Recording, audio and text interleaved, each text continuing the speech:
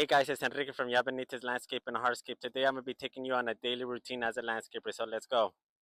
Also, I wanted to be showing you guys these time lapse videos like I have on my phone.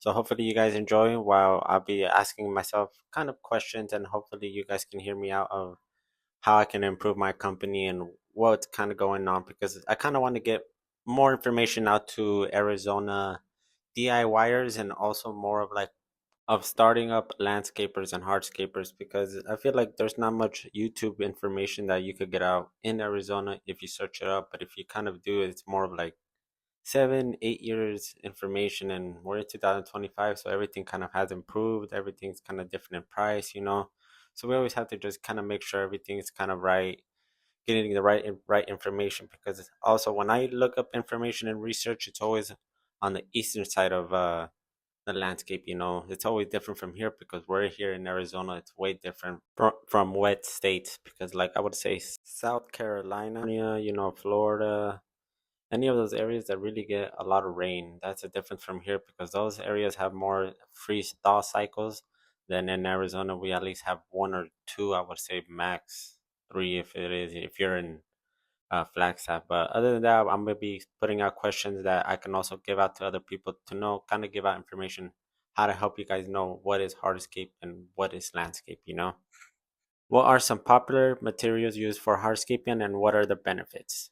So as you can see in this video, uh, one of my clients, her name is Renee. She always told me she always liked having plants and also like growing her own vegetables. And in this video, you can see that she has, I would say, the artichokes, celeries, and everything. And then what you see right there is a raised bed that we added with the bricks all around and the pavers on top. And then the inside has a dirt to infill everything with the irrigation. And that's what helps you if you wanted something little. There's those little plastic things that help, but having something that's concrete actually helps you more in the long run, rather than kind of keep buying it again and again and again.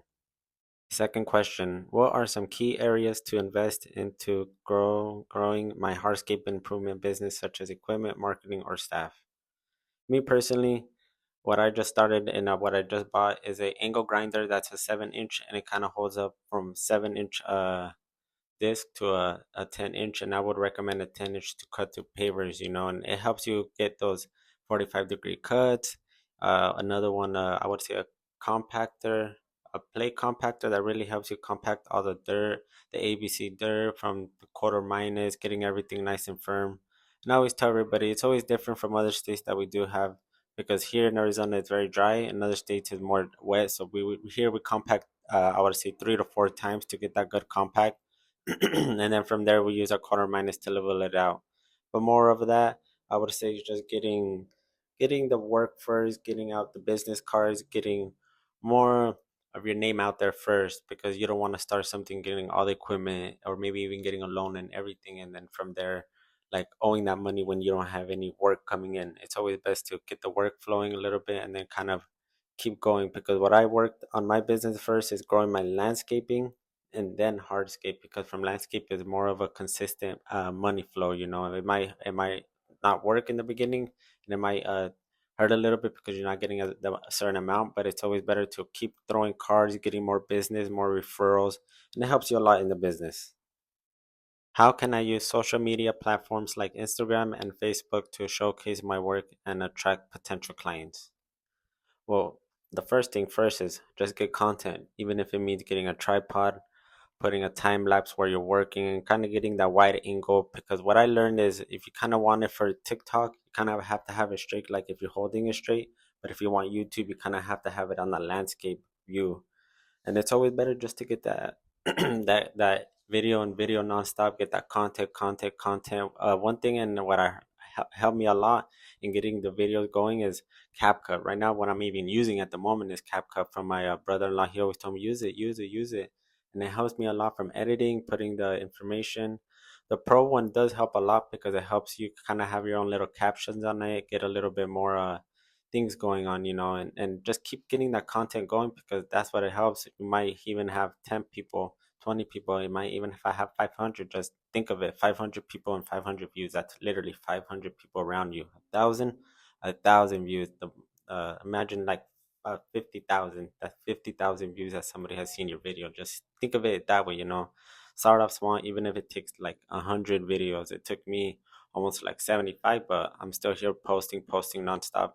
And what helps from the clients is getting the videos so you can show them the work that you've done rather than being like, no, I've done this and this, and you have no proof. Because if you can show them that you have the work, they see it and then they know you have good work, and helps you with the business. Because that's how I even had my first client, I would believe, is my good friend Carlos. His name is a Flex Electric. I can hopefully post it on the link right here.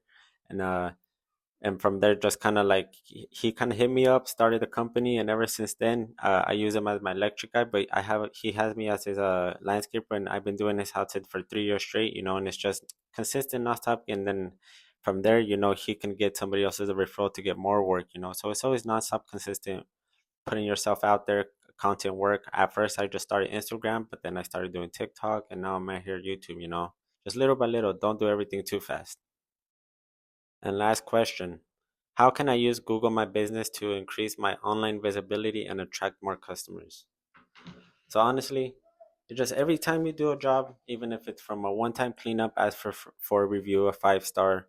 When you have a nonstop current client, like every 2 weeks or once a month, ask them for a review. It helps you a lot because from there, like, it helps you be able to be searched up around your area, wherever your service area is. And it does help a lot because even just recently, when I was just getting a quote, they told me, yeah, I was looking at reviews and I knew it was your wife and husband company, and that's what helped me promote it in a good way, because from there they know it's a family owned business, getting it out there.